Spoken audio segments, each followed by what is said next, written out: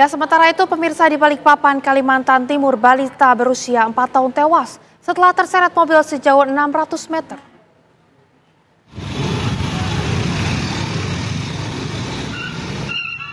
Aksi kejar-kejaran Satreskrim Polres Kota Balikpapan dengan pengendara yang diduga pelaku pencurian kendaraan memakan korban jiwa. Wahyu, pengemudi mobil berwarna putih KT 1494 VF, menabrak pengendara motor di simpang Jalan MT Haryono, Balikpapan Selatan.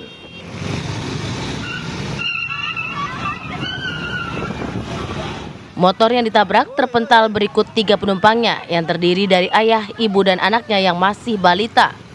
Namun malang, bocah yang masih berusia 4 tahun itu terseret mobil pelaku. Setelah terseret sejauh 600 meter, tubuh bocah itu terlepas namun mobil masih melaju dengan kencang.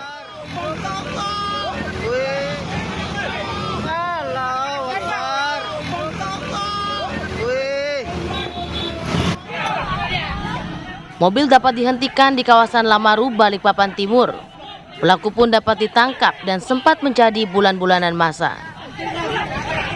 Dari TL Beler menuju ke MT Haryono, kemudian tiba-tiba menekuk ke BDS. Nah, di TL BDS ini ada kendaraan roda 2 yang berboncengan bapak ibu serta anaknya, sehingga tertabraklah oleh mobil Daihatsu Xenia yang memang merupakan diduga adalah curanmor, karena memang dilakukan pembuntutan oleh pihak Reskrim Polresta Balikpapan. Kemarin tuh mau ngindarin bis dari depan, Pak. Nah, tahu-tahu ada ya itu yang korban itu, Pak. Itu nggak ngerasa ada orang di bawah mobil itu? Nggak ngerasa, Pak. Tahunya cuma ngerasa nabrak motor begitu aja. Saya langsung jalan, tahu dari depan ada orang ngode-ngode, tapi saya maksudnya nggak tahu apa kondisinya, Pak.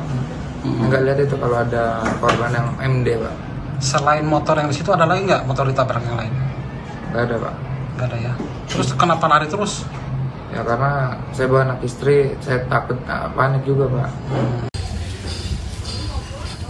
Sementara itu, bocah malang yang terseret dibawa ke rumah sakit Siloam, namun dinyatakan meninggal dunia pada sekitar pukul 22 waktu Indonesia Tengah.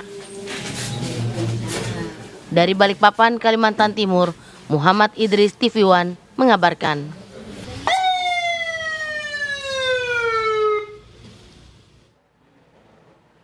Untuk mengetahui kronologi tabrak lari yang mengakibatkan seorang bocah 4 tahun terseret hingga tewas, sudah bersama dengan kami Kompol Ropiani selaku Kasat Lantas Polresta Balikpapan. Selamat pagi, Pak. Selamat pagi, Bu. Ya. Bapak, apakah kalau dilihat, ya selamat pagi, Bu. Ya, Ibu, ini Selamat pagi, Mbak. Ibu, ini kalau dilihat, apakah pelaku ini merupakan curanmor atau seperti apa, Bu? Jadi benar, untuk pelaku sudah kita BAP bahwa dari keterangan pelaku dia sudah melakukan curanmor. Gitu. Nanti akan dilakukan pengembangan penyidikan oleh Satreskrim, karena kita sudah koordinasi juga oleh Satreskrim, akan dilakukan pengembangan untuk curanmornya. Baik, Ibu, untuk korban sendiri saat ini keluarganya seperti apa, Bu, kondisinya? Jadi kemarin saya juga sempat ke kediaman duka, ke rumah korban yang ada di BDS 2. Kebetulan saya langsung menemuin orang tuanya, ayah dan ibunya. Kalau korban yang anak kecil yang umur 4 tahun itu meninggal dunia sudah dimakamkan kemarin pagi. Kemudian kalau ibunya itu sama bapaknya, kalau bapaknya alhamdulillah dalam keadaan sehat. Ibunya saja kemarin memang ada luka lecet, luka ringan. Namun demikian ibunya dalam keadaan kondisi yang sehat karena bisa mengantarkan almarhum anaknya ke PMP, ke Taman. Ibu, ini kalau dilihat dari video mungkin ya yang saat ini sedang tayang begitu, nampaknya ini jaraknya cukup jauh begitu ya, Bu. Ini berapa meter, Bu, kira-kira terseretnya? Jadi dari TLBDS di situ tersangka ini menggunakan Daihatsu Xenia ke kanan mengarah ke BDS. Nah, di TLBDS itu memang kendaraan roda 2 ini, Supra ini berhenti memang karena di traffic light. dalam kondisi menunggu untuk lampu hijau.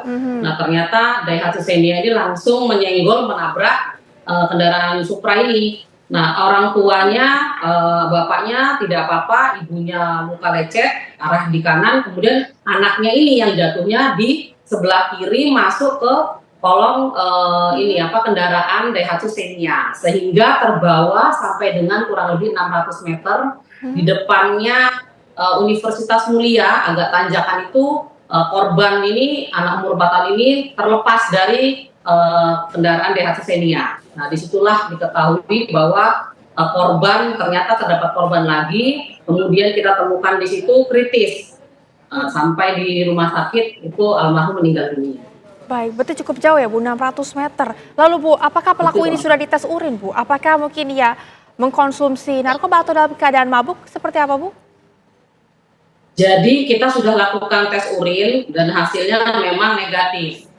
Hasilnya negatif. Namun kita dari keterangan tersangka ini, kita sudah BAP, yang bersangkutan ini merasa dalam kondisi dan keadaannya panik.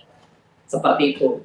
Jadi tata cara mengemudinya ini dalam kondisi panik yang bisa membahayakan nyawa orang lain. Baik, Ibu tadi menyebutkan dalam kondisi panik. Panik dalam hal apa Bu? Apakah dalam hal pengejaran polisi atau seperti apa?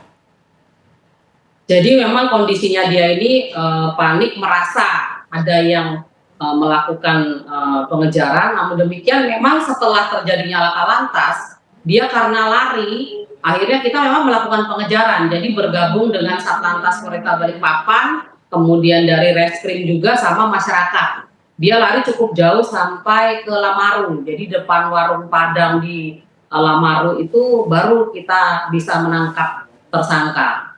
Dengan gabungan tadi dan masyarakat yang open terhadap kejadian tersebut. Oke, Ibu, ini kalau dilihat Ibu gitu ya, dari hasil pemeriksaannya sendiri, ini pelaku sudah berapa kali melakukan pencurian Bu? Kalau untuk curanmor dari kita kemarin pengakuan dia sih sudah kurang lebih ada 3 kendaraan. Namun masih dalam tahap pengembangan penyidikan dari Reskrim, akan dikembangkan lagi apakah ada lagi nanti barang bukti curanmor yang didapati, nanti kita akan informasi lebih lanjut Mbak. Oke, kalau mobil yang digunakan ketika menabrak itu merupakan mobil curian atau seperti apa informasinya Bu? Jadi mobil itu adalah dia rental di suatu rental namanya RC, kita sebutkan inisialnya ya Mbak ya. Kemudian dari pagi itu dia sudah membayar 400.000 kepada rental dengan niat dia akan membawa jalan-jalan istri dan anaknya, seperti itu Mbak. Jadi mobil itu bukan mobil curian, juga bukan mobil dia, tapi memang mobil rental yang dia pinjam untuk 1 hari. Berarti ini mobil rental begitu ya Bu ya? Tapi ya, untuk betul. Saat itu Bu, di jalan tersebut apakah ia kemudian menabrak pengendara lain?